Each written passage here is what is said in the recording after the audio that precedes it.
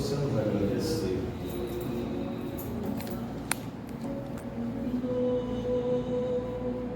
Querido e amado Mestre Jesus, pela oportunidade que ora nos concede, de aqui reunidos, encarnados e desencarnados, sejamos agraciados com teu amor, a tua misericórdia e envoltos na tua suave paz. Permite, Senhor, a presença dos benfeitores amigos, os espíritos encarregados das ações do amor, em que possas fazer presente, nos acolhendo, inspirando, nos direcionando no na árdua jornada da nossa evolução espiritual. Abençoa, Senhor, e nos fortalece a coragem da fé. Envolve o nosso companheiro que estará utilizando a palavra na noite de hoje, nosso irmão Robson Ferreira, para que a sua mensagem encontre receptividade nas mentes e nos corações dos planos. Rogamos a Ti a fluidificação da água para que sirva de medicação para o espírito e o corpo de todos que devem. E na certeza, Senhor, que tomará a presença dos amigos e benfeitores espirituais aqui entre nós, e agradecemos fraternalmente, dizendo: Senhor, ser conosco, hoje, agora e sempre. Muita paz, o Senhor nos envolve.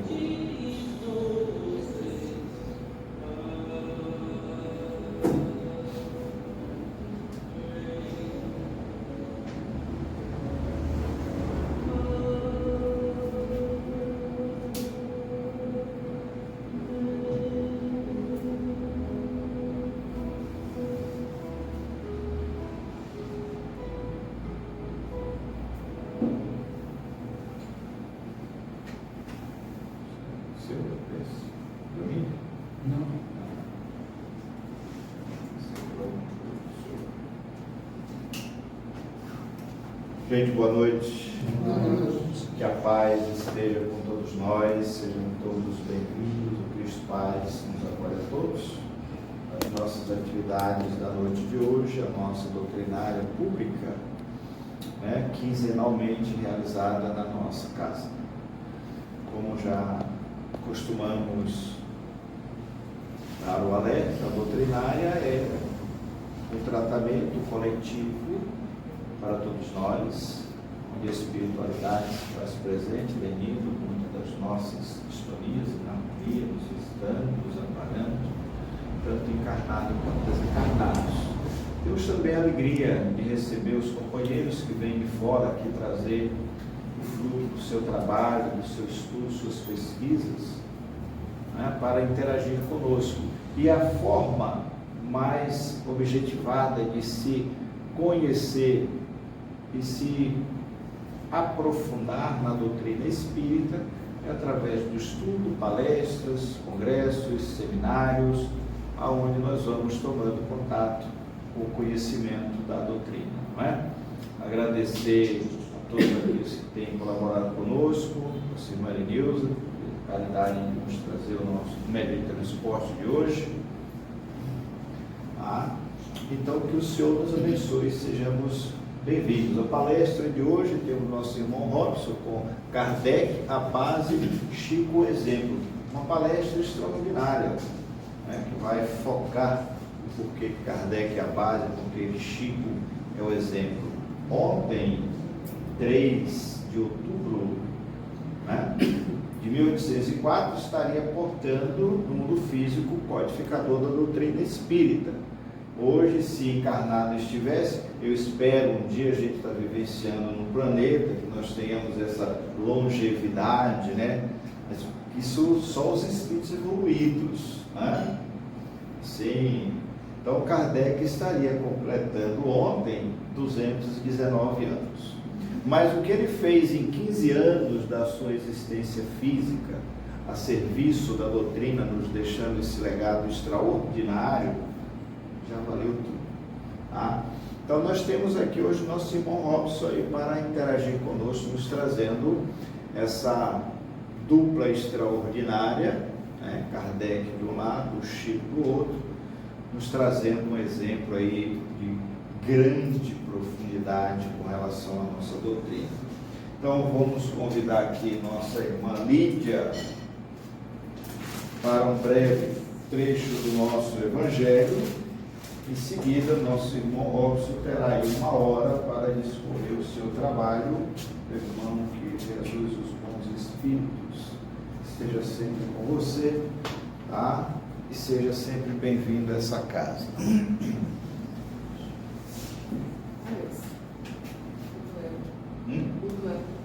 Leia o duelo. Boa noite. Tá vendo? Você está precisando do duelo? Vou ler aqui a mensagem do duelo, no capítulo 12, Amai vossos inimigos. Duelo. Só é verdadeiramente grande aquele que, considerando a vida uma viagem que o há de conduzir a determinado ponto, pouco caso faz dessas asperezas da jornada e não deixa que seus passos se desviem do caminho reto. Com o olhar constantemente dirigido para o termo a alcançar,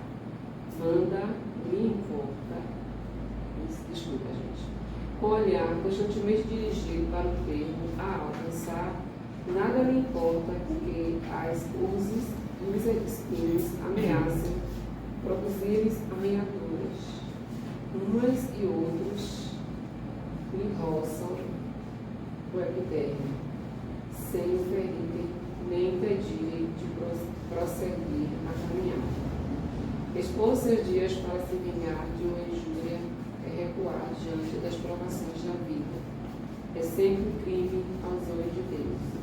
E, se não fosseis como sois, iludidos pelo vosso prejuízo, tal coisa seria ridícula e uma suprema loucura aos olhos dos homens. Esse trechinho que a gente acabou de ouvir sobre o duelo fica no capítulo 12, com Amai os vossos inimigos. Eu vou deixar para que vocês continuem a leitura em casa, né, para que possam depois da leitura refletir um pouquinho.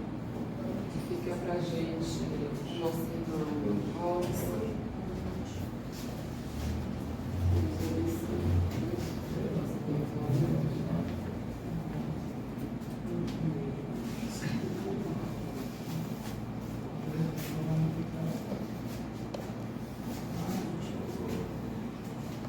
Amigos e amigas, boa noite a todos, boa noite a todas.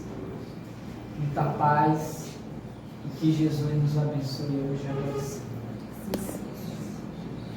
É sempre uma alegria poder retornar ao Cristo Paz e Caridade, e hoje em especial para nós falarmos sobre essas duas personalidades que, de alguma sorte, Edson já deu uma palhinha, já fez um spoiler, para que nós compreendamos o valor desses dois espíritos que estiveram até recentemente entre nós, em carne e osso, porque, por certo, as futuras gerações dificilmente acreditarão que estiveram no corpo físico esses dois homens, cada qual na sua época específica, mas ambos trabalhando pelo mesmo objetivo.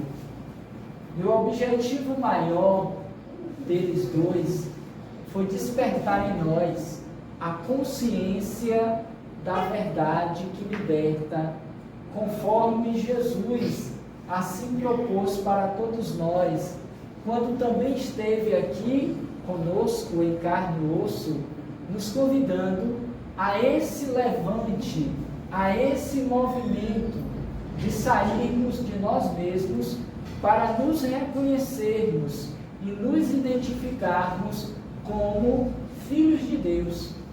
E talvez seja para nós, espíritos encarnados e comprometidos com a terra exatamente o maior de todos os desafios pelos quais nós até então já passamos.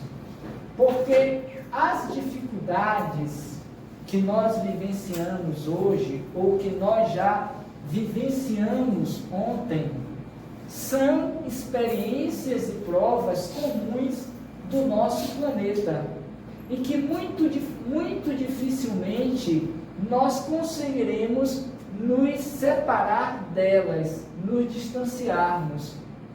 Por mais que desejemos, por mais que nós busquemos viver algo para além de uma realidade humana, muito raramente nós alcançaremos nesse nosso estágio evolutivo, porque o que tem para hoje é o de hoje que nós precisamos. E nós não podemos modificar da noite para o dia algo que, de alguma sorte, já está programado para nós na perspectiva do crescimento moral e espiritual.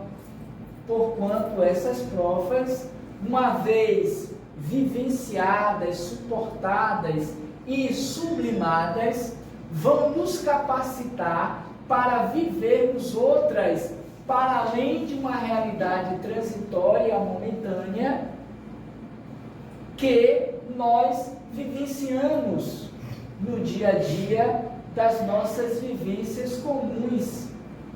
Mas quando eu, mediante essa proposição, me reconheço como tal espírito e passo a viver a minha experiência focada nesse objetivo, sem perder o prumo, sem perder o objetivo da encarnação, eu passo a aquinhoar valores morais para que as minhas experiências elas se tornem mais transcendentes, mais espiritualizadas, mais voltadas para o ser espiritual que somos todos, do que propriamente para a materialidade que ainda insistimos em querer ser e acreditar que somos.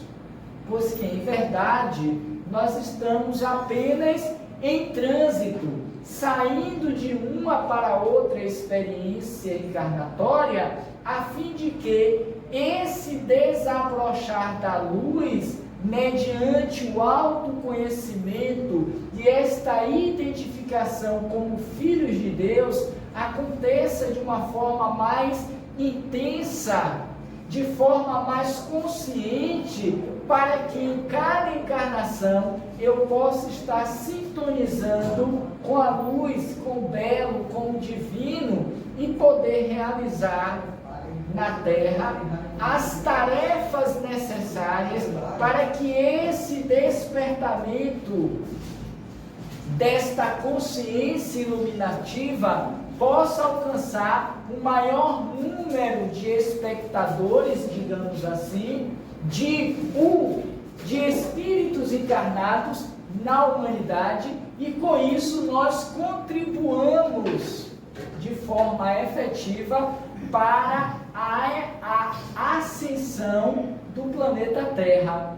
E aí está, acreditem ou não, o objetivo e a tarefa que todos devemos cumprir, ou pelo menos dar a nossa parcela de contribuição a favor desse engrandecimento moral na Terra. E é por essa exata razão que nós estamos vivendo nesse período do século XXI a chamada nova era, a chamada era da transição, porque no estágio em que nós nos encontramos, e mediante a assertiva de Jesus, ao evocar a promessa de que a Terra tornar-se-ia um planeta de mansos e de pacíficos, nós estamos vivendo, como nenhum outro período da humanidade na Terra, uma fase em que essas transformações estão chegando de todos os lados, de todas as vias, sendo captadas e sentidas por quase 100% da humanidade, seja de forma consciente, seja ainda de forma inconsciente. Mas fato é que nós estamos sendo impulsionados, chamados para sair do nosso comodismo, da nossa zona de conforto, do nosso bem-estar material, para que vivamos coletivamente uma proposta crística. E essa proposta crística se assenta naquilo que ele estabeleceu como sendo a base e o fundamento da lei de Deus, que está calcada naqueles 2 mandamentos: do amar a Deus sobre todas as coisas, como sendo o primeiro mandamento da lei.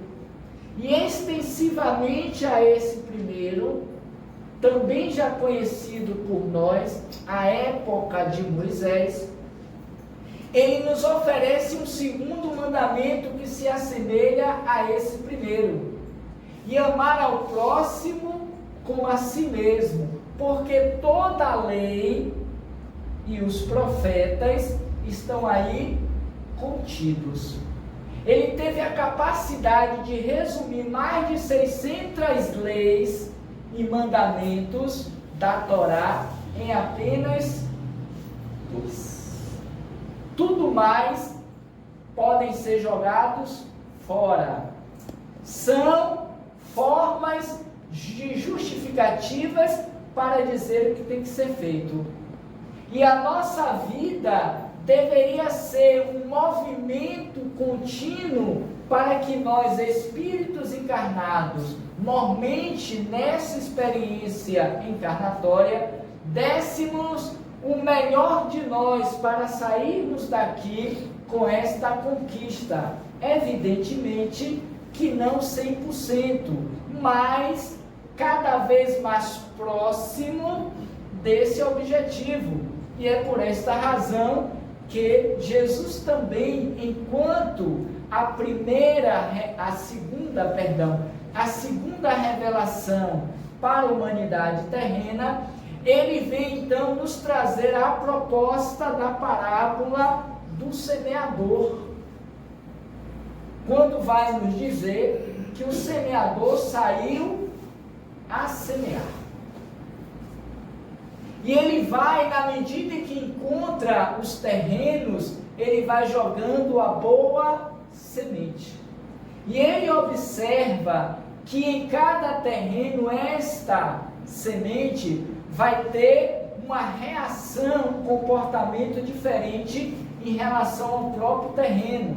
Ou os terrenos irão se comportar, melhor dizendo, diferentemente para aquela semente boa.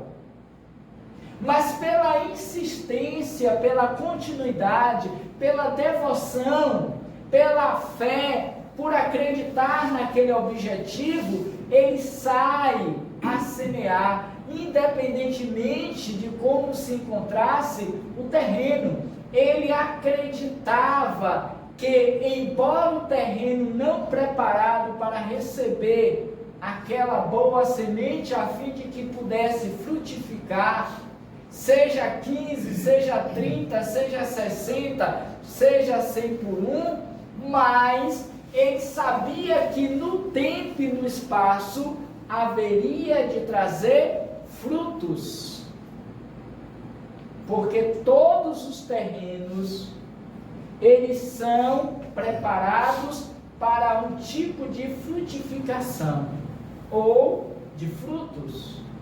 E esta colheita se dará dentro do tempo, dentro do compasso, dentro da realidade de cada terreno, até que, mediante a insistência, mediante o aprumo, a dedicação, o acreditar na atividade do trabalho realizado, ele vai encontrar um terreno fértil, porquanto este que está lá como sendo, digamos, o 10º, já havia passado pelas outras etapas anteriores. Já tinha sido aquele primeiro terreno infrutífero em que a semente, uma vez jogada, ficou ali mesmo, e as árvores dos céus vieram e comeram-nas. Ou seja, um terreno extremamente inóspito, um terreno despreparado para receber a boa semente. Mas sabendo que, com o passar do tempo, com o revolver da terra, com a chuva, com o sol, com as próprias passadas daqueles que ali estiveram, haveria de um futuro tornar-se um pouco melhor, a ponto desta feita de vingar, de crescer, mas não ser o suficiente para florescer, porque ficaria abafado pelas situações e ocorrências daquele momento. E ele vai persistindo,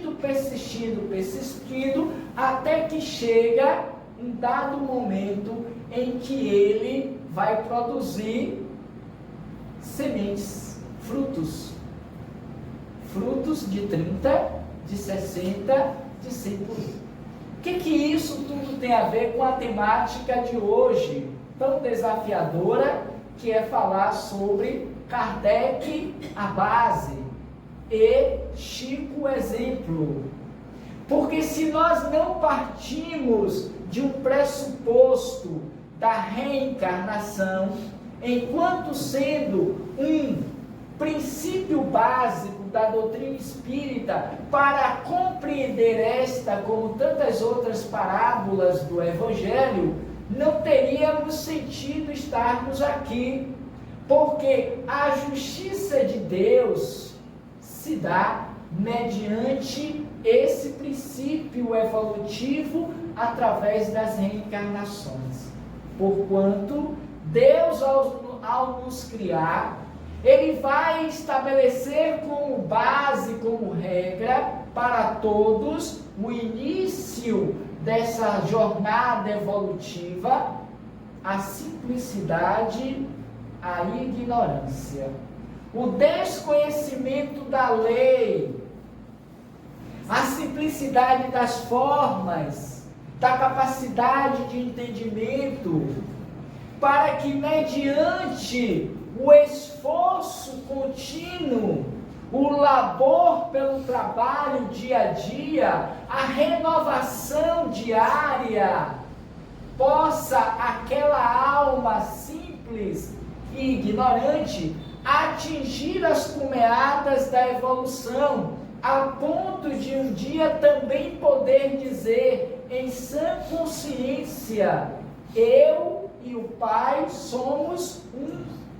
Pelo nível de identificação que já existe entre o Criador e a criatura, entre o Pai e o Filho, pelo esforço da vontade mediante o livre-arbítrio, em que passamos a melhor escolher por entendermos que a semeadura ela é livre, mas a colheita é obrigatória.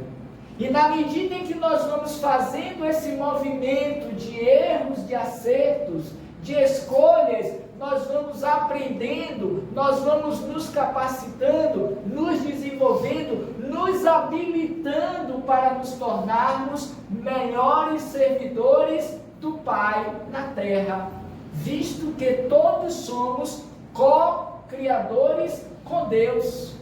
Deus, Ele não cria sozinho. Ele, junto com a sua criação, Ele vai atuando no ambiente para que as modificações vão sendo feitas de acordo com a própria lei. E é por esta razão que esta lei de Deus encontra-se íncita, gravada dentro de nós, na consciência, porque é esta consciência que nos mobiliza a fazer ou não, ficar retido ou seguir, movimentar-se ou ficar estacionado, escolher o bem ou escolher o mal, agir mediante a lei ou se tornar um contra a lei de Deus. E dentro desse jogo de escolhas, de erro, de de acertos, a gente vai aprendendo com a dor, com os resultados, melhor dizendo.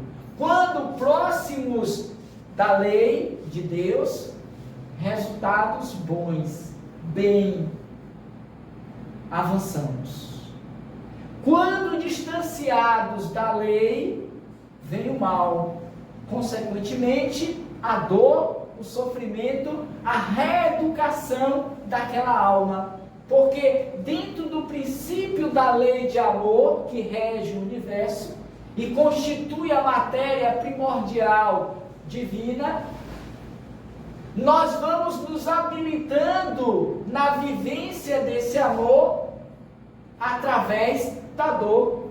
E é por isso que muitos dizem, quando a gente não cresce pelo amor, a gente vai crescer pela dor.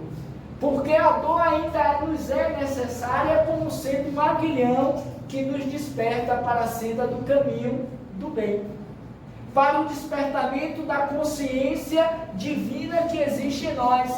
E quando nós aceleramos esse passo, nós recebemos como resultado mais créditos, mais possibilidades, mais recursos, mais engrandecimento mediante o trabalho do bem, que se estende desta forma, não mais para o meu ou para os meus, mas para todos nós.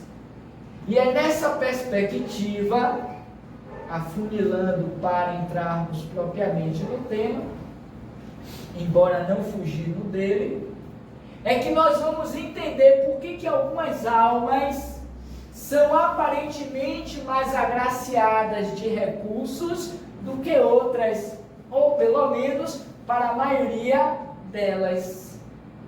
Será sido um privilégio de Deus? Resolveu aqui um A de recursos e B sem recursos? Não, na perspectiva da doutrina espírita. Porque quanto mais você desperta, cresce, mais você passa a se tornar corresponsável pelas suas ações e passa a ter um olhar mais coletivo, menos individual. E com isso você sai da expiação para a prova e da prova para a missão.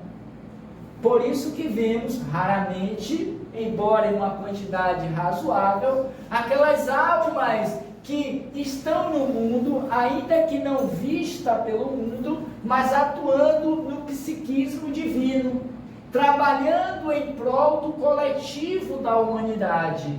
E graças a Deus, no nosso estágio de consciência iluminada, hoje nós temos muitos, até porque em todas as eras da humanidade nós tivemos esses anteparos, esses estimuladores, esses representantes de Deus nas suas mais variadas formas e segmentos da vida, nos concitando, nos estimulando a sairmos de nós mesmos, a nos autodesafiarmos, a nos lançarmos na vida em prol de algo para além do que é imediato, do que é transitório, e compreendermos que nós somos um coletivo, um organismo vivo, que para se manter vivo dependemos uns dos outros, e o amor é a essência que alimenta, que produz, que faz com que as coisas se movimentem.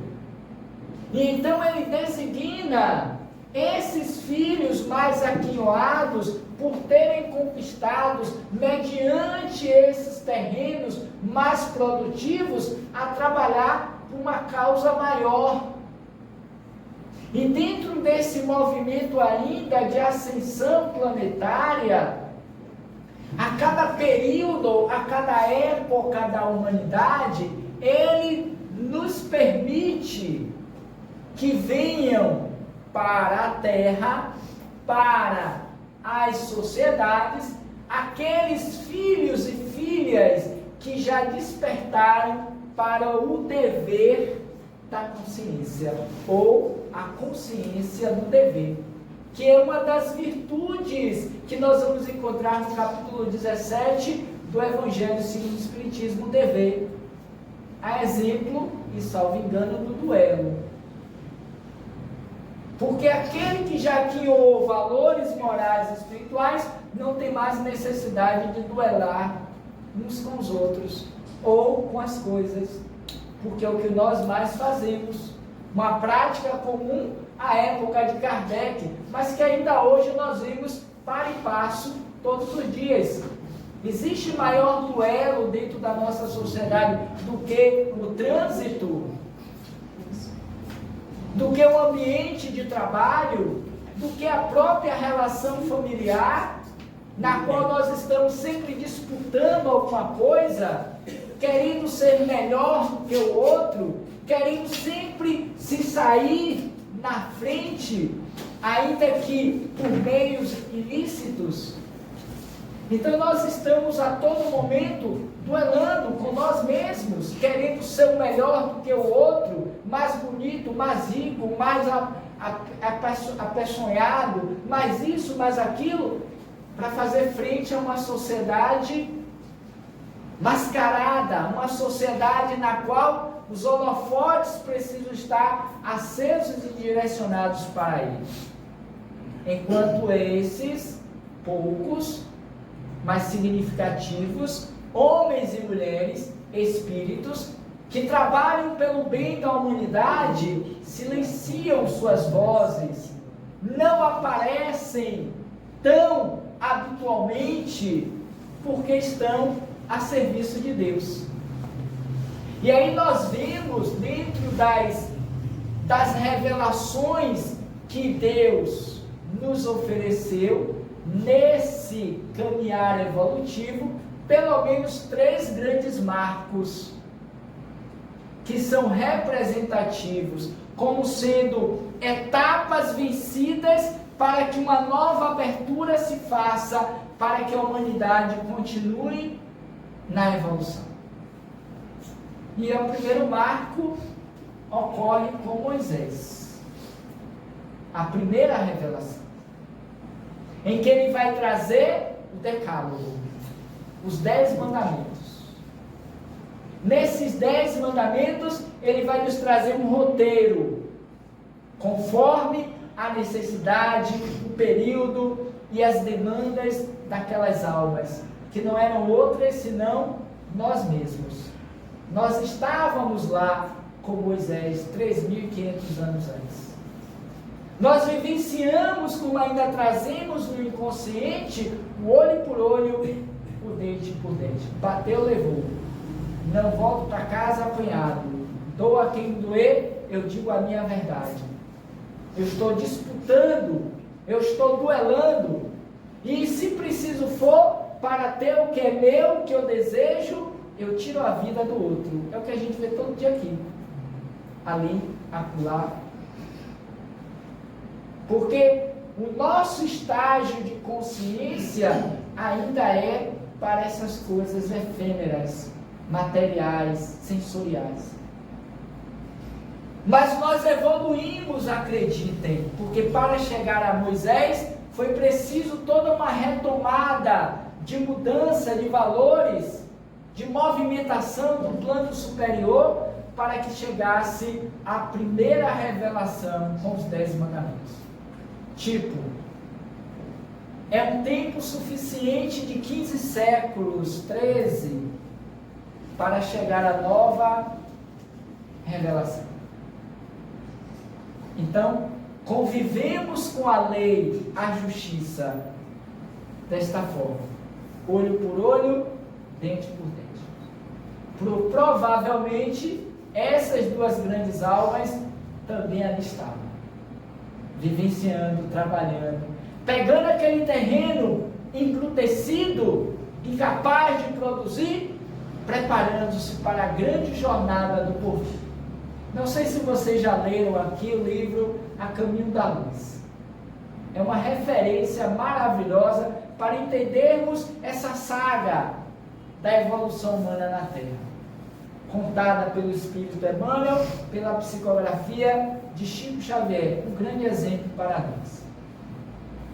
podem não ser para muitos, mesmo no movimento espírita, mas para muitos de nós, um grande exemplo. Mas certamente ambos, Kardec e Chico, estiveram lá ontem com Moisés. Certamente.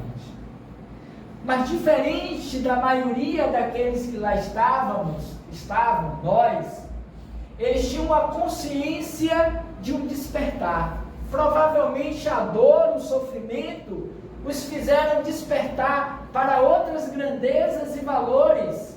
E eles precisaram passar pelas provas de sublimação, de reconciliação com a lei, com expiação, para poder se libertarem das amarras do passado.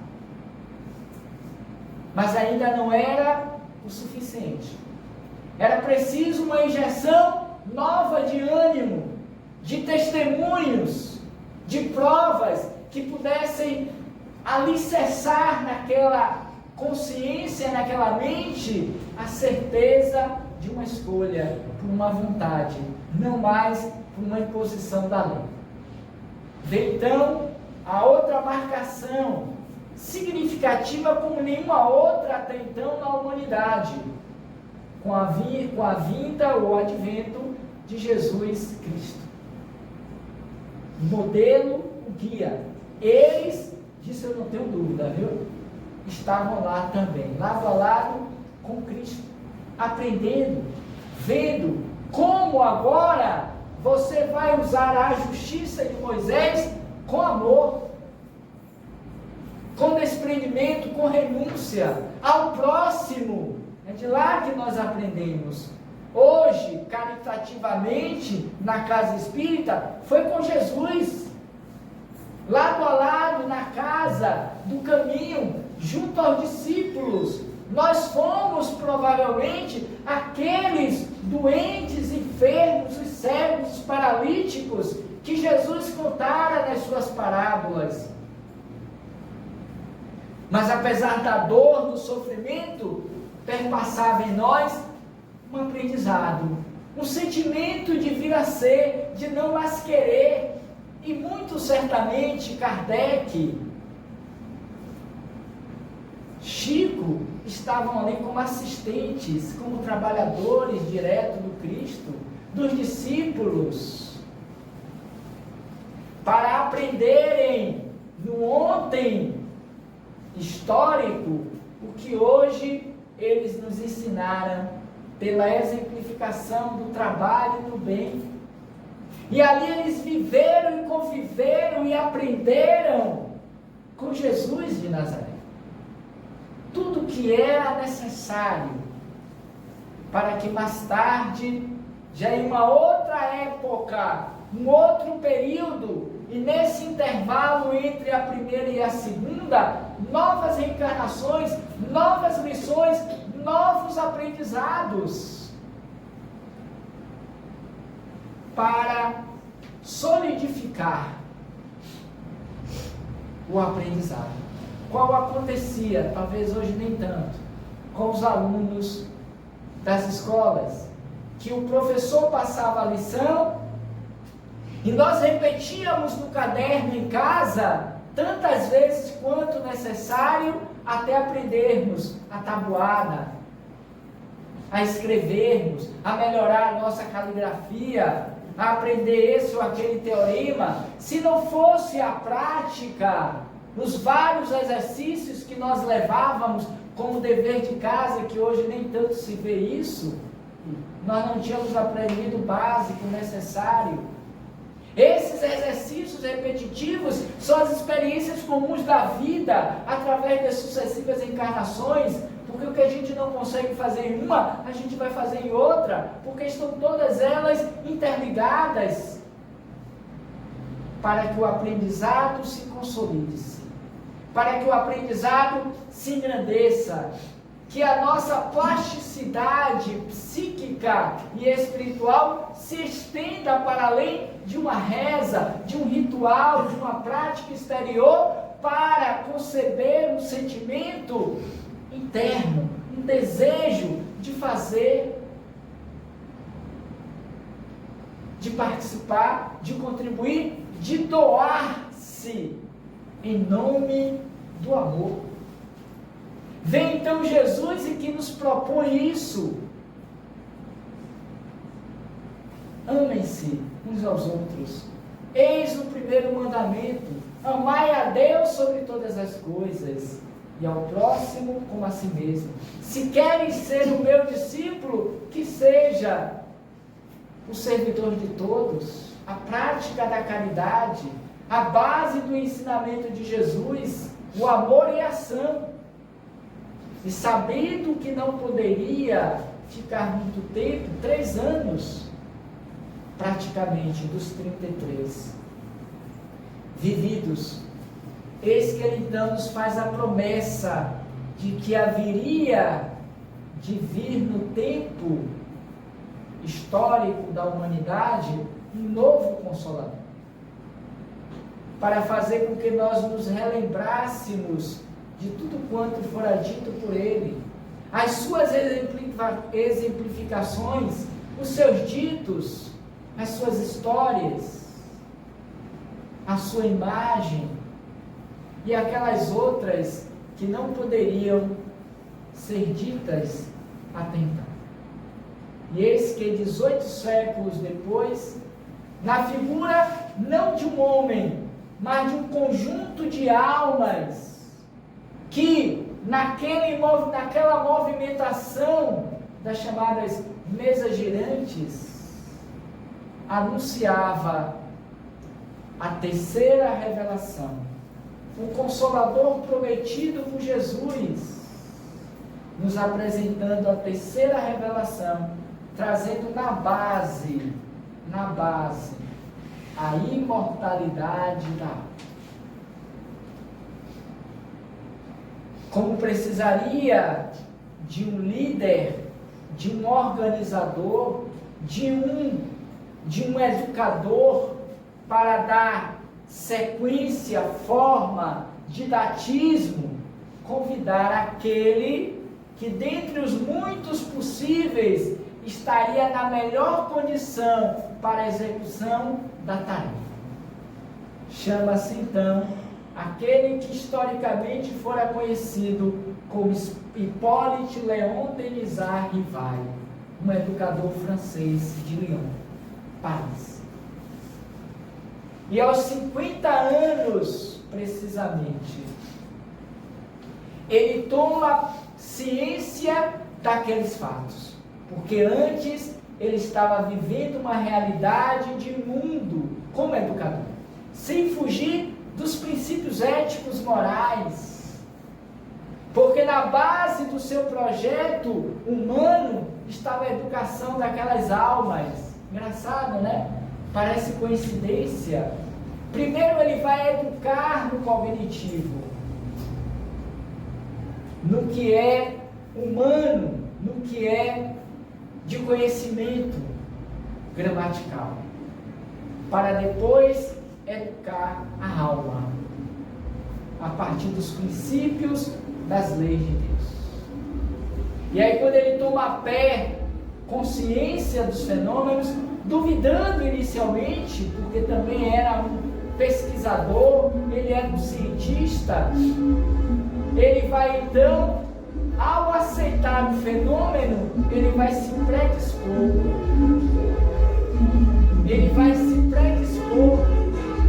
Deixa eu passar o som.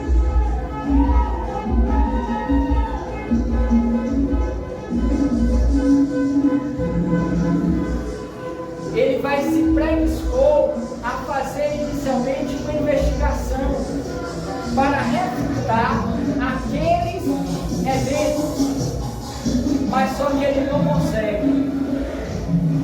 Na medida em que ele vai se debruçando no estudo como um bom pesquisador e cientista, ele vai descobrindo a verdade. Ele vai avançando no conhecimento daquilo que até então era conhecido, mas nunca foi investigado com a autenticidade, com o cuidado e o respeito que se deveria. Até que ele vai estruturar as bases daquela que seria para nós a promessa do Cristo, na figura da doutrina dos Espíritos. Por isso que nós não dizemos que a doutrina é de Kardec. Não é de Kardec. Não é fora não é fora do Espiritismo que não há salvação. Como também ele refuta a ideia de que não é fora da igreja, ou ainda da verdade, mas fora da caridade não há salvação. É o lema que ele estabelece como sendo normativa para todos nós que nos dizemos espíritas, que queremos avançar na senda do caminho e da evolução. Porque o que é a caridade, pessoal? Senão a ação do amor em ação, em movimento, na prática. Então ele traz nas bases pressupostos para justificar o objetivo da doutrina: a existência de Deus, a imortalidade da alma, a pluralidade dos mundos, a pluralidade das existências, as leis morais e tudo que concerne a própria natureza, porque Kardec ou a doutrina não trouxeram a comunicabilidade dos espíritos, porque a doutrina espírita não traz nada de novo, muito pelo contrário, ela vai buscar na própria natureza os seus princípios, a exemplo de Deus.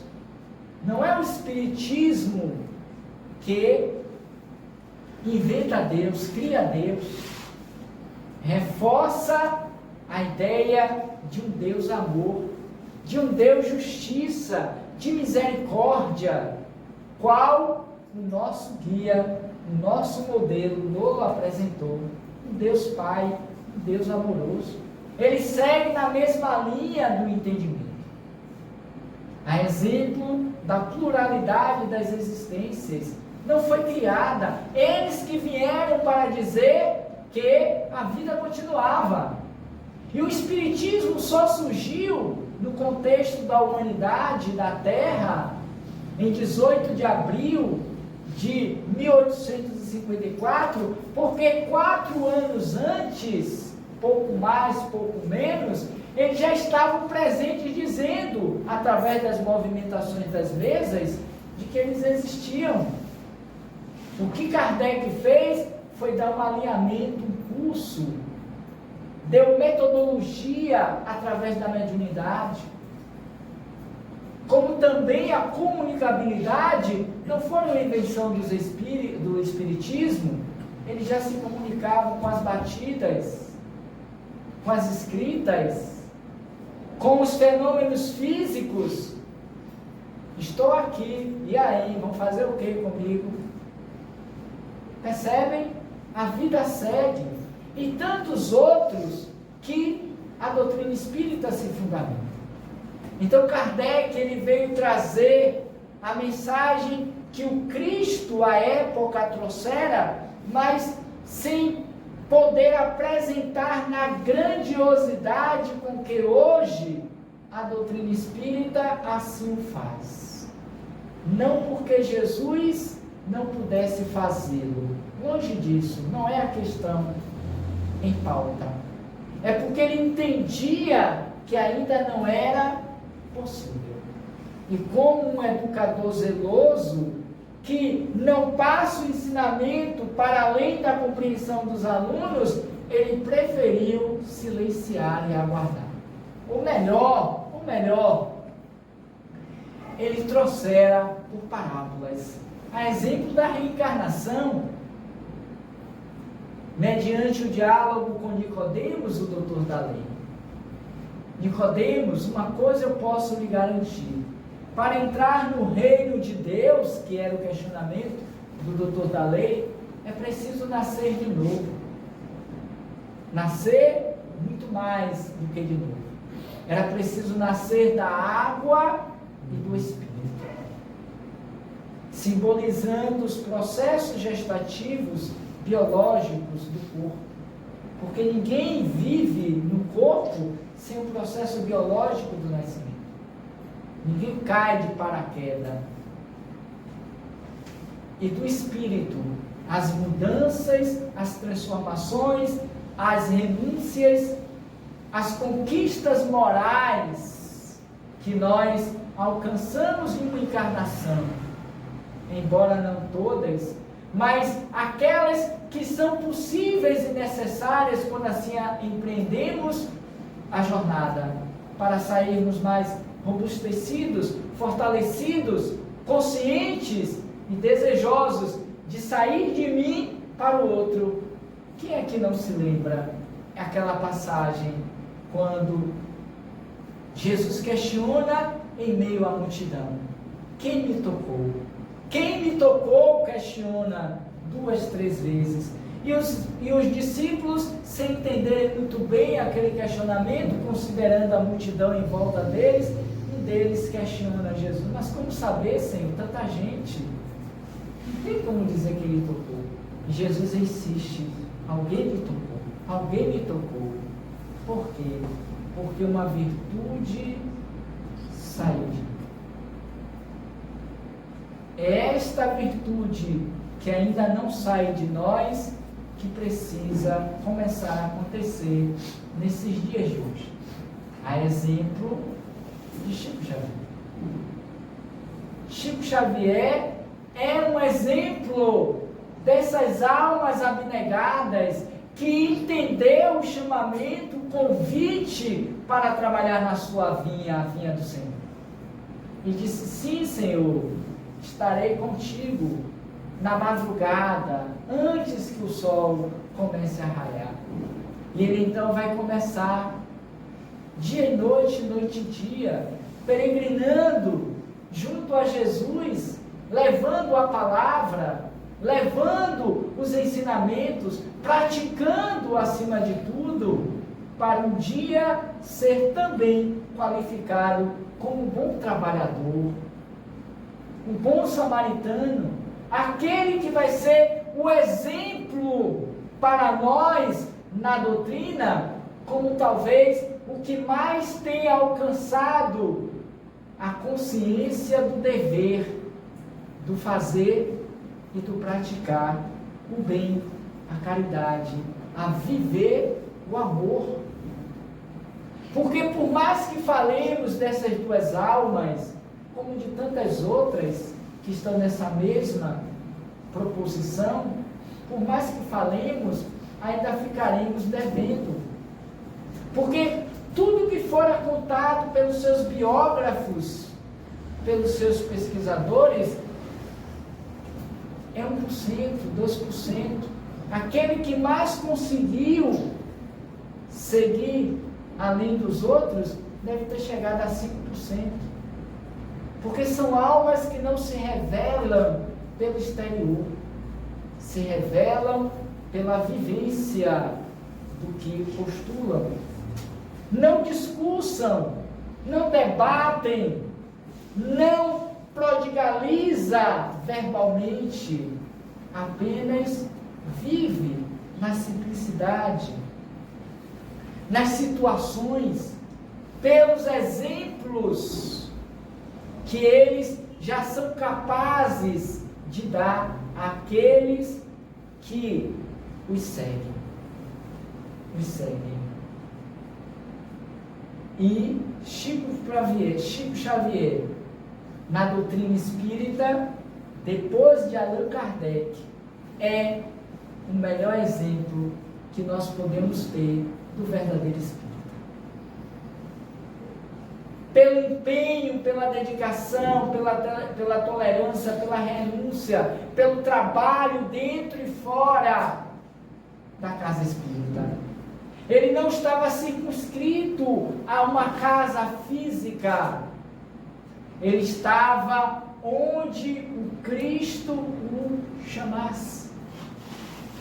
Ele estava no meio da multidão, fazendo com que aquelas suas virtudes já pudessem sair dele. A exemplo dos discípulos, dentre eles Simão Pedro, que onde a sua sombra chegasse e atingisse um doente, um paralítico, um cego, voltavam curados. Não precisava mais do toque físico, da mão levantada do passe. Não precisava mais da palavra, porque estes curavam pelo olhar, pelo pensamento, pelo sentimento, pela veste. Não foi só Jesus que curou as mulheres hemorroíças da sua época. Os discípulos também o fizeram, cada qual a seu tempo, é verdade. Talvez o primeiro dentre eles, o próprio Simão Pedro. Porque estavam viventes da mensagem do Cristo, exemplificando aquela época. Ontem também, ou antes de ontem, porque foram exemplos para nós. Os evangelhos estão aí que nos narram as suas histórias e os seus feitos. Mas especificamente para o nosso momento, e dizia também Edson ontem, se vivo estivesse Kardec, estaria completando 219 anos. E certamente 219 anos divulgando a doutrina espírita. A maior caridade que podemos fazer à doutrina é a sua divulgação. E nós podemos nos perguntar, aqui nós hoje em Santa Amaro, aqui no Cristo Paz e Caridade, como estamos diante da doutrina, perante a doutrina? André Luiz tem um livro de psicografia de Valdo Vieira, que foi parceiro de Chico, chamado Conduta Espírita. Não sei se você já leu, mas se não, nós encerramos nessa quarta-feira.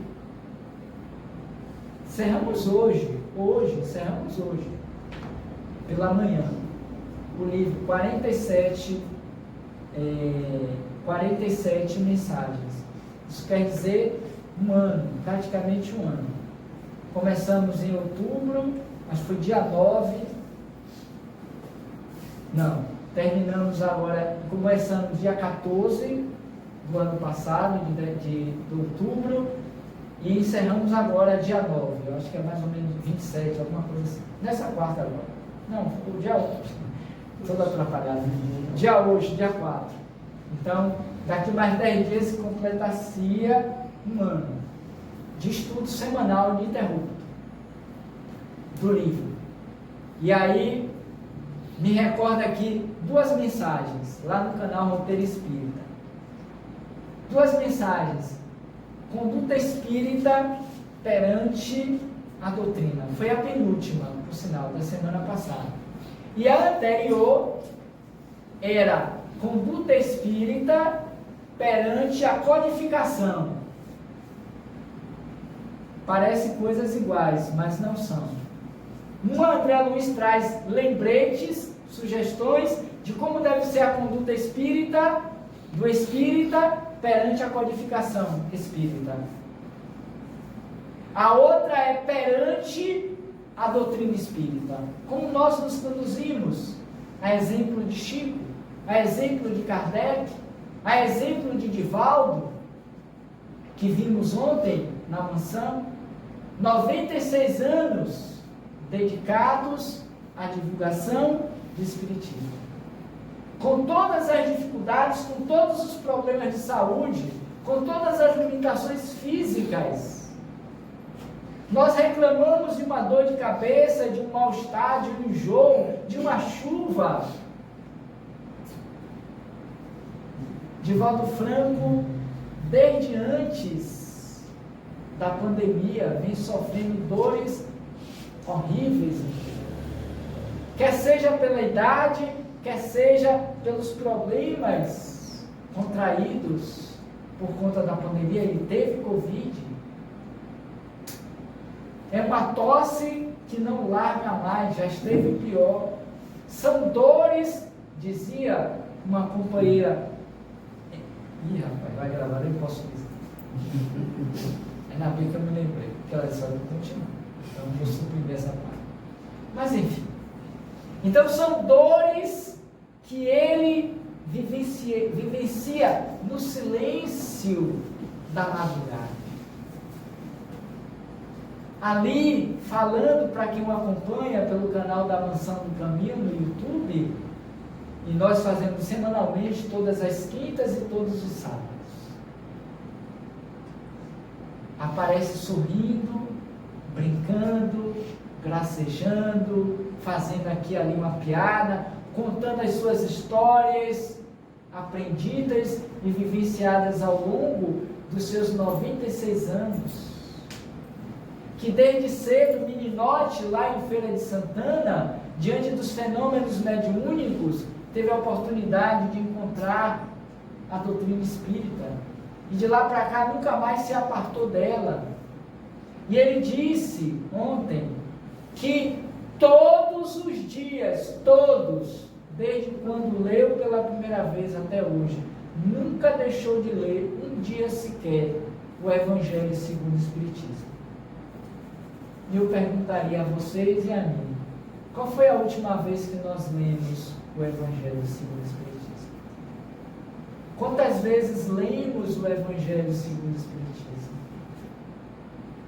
São questões que a gente precisa se fazer, que a gente precisa pensar quando nós avaliamos a conduta espírita perante a doutrina. O que nós estamos fazendo dela, a exemplo de Chico Xavier, qual é o nosso grau de aceitabilidade, de vivência, de amor, de compaixão, de tolerância, de abnegação, de trabalho? Porque a gente pensa, eu já estou na doutrina uma vez na semana lá no Cristo, Paz e Caridade, já é o suficiente.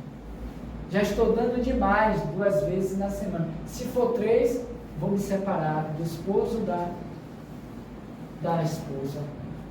E a gente fica nesse conflito, se vai hoje, se vai amanhã, porque é feriado, porque está chovendo. Mas diante da dor, do sofrimento, a gente corre a quem? Ao Cristo, Paz e Caridade, aos seus tratamentos espirituais. E quando a gente melhora, o que a gente faz? A gente o abandona. A gente não fixa residência na casa, não apenas pela casa, mas que a casa nos oferece como sendo aportes de transformação moral e espiritual. Como ainda tem sido sacrificial a nossa conduta no movimento espírita dentro da casa espírita, com a Covid e o seu retorno, houve como que um abandono geral dos trabalhadores, dos frequentadores. Diz Ledson, briga sempre comigo, porque agora só quer saber de live, depois quando está na live, viu? Mas às vezes não está na live, está no funduço, né? Está nas festas, está na cama, está nas depressões, está na Netflix da vida. Não quer mesmo que a gente use o nosso tempo de 24 horas para Jesus? Porque se vocês perguntarem a Chico ou a Kardec, eles vão dizer, meus filhos, eu nos meus 92 anos, Chico, e Kardec nos meus 65 anos, eu os dediquei 24 horas para Jesus. Porque Jesus está no Espiritismo. E o Espiritismo representa Jesus entre nós. Seja ontem com Kardec, a base. Por que é a base? Porque não dá para falar de Espiritismo sem falar em Kardec, sem conhecer as obras da codificação. O Pentateuco, pelo menos, os 5 livros, embora sejam mais de 20, os fundamentais. Por que é a base? Porque para compreender o que me acontece, eu preciso ter um olhar na perspectiva da doutrina espírita, da lei de ação e de reação. Eu preciso compreender que eu estou de passagem pela vida, buscando angariar recursos e novos talentos para me sobrepor a mim mesmo e, quem sabe, na próxima, vir mais capacitado para o servir. Quando Jesus disse, crescei e multiplicai-vos, não estava na Bíblia, não estava falando apenas no quesito biológico, no quesito material, mas sobretudo no aspecto moral e espiritual. Crescer para a vida, multiplicar a mensagem de Jesus na terra, os seus exemplos, o seu amor, para que tenhamos sociedades mais felizes. Hoje pela manhã, para a gente encerrar, nós falávamos lá na casa Deus, Luz e Verdade, Dona Bernadette. Hoje pela manhã, 11h30 da manhã.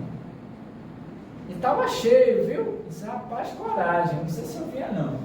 Mas como eu tinha que fazer a palestra, eu tinha que estar lá, né? Mas, enfim. E aí, o salão não estava completo, mas estava significativamente para o horário cheio. Mas esse não é o ponto. O ponto que eu quero apresentar aqui é justamente dela, da fundadora do centro, Dona Bernadette, uma senhora de 94 anos, que todos os dias, pelo menos todas as vezes que eu estou lá, ela está lá. Com raríssimas exceções no ano, que vai tirar umas férias, um descanso, ou quando está acamada por conta da idade, algum tipo de situação orgânica. Fora isso, ela está lá sentadinha. Já não tem o comando que tinha antes, é verdade, mas é uma imagem, é um símbolo de uma pessoa importante e que as pessoas seguem, tanto no virtual quanto no presencial. E ela sempre começa, quando ela chega, sorridente com a filha, falando com a plateia, dando boa tarde, boa noite, mexendo com um, mexendo com o outro. E aí quando ela senta, que toma o microfone, ela ainda não tem nem microfone, como foi o caso de hoje. Vocês estão bem? Quem está bem aí? Diz aí pra gente. Ou seja, ela faz essa averiguação, ela vai querer saber quem está bem e quantos estão ali que não estão bem,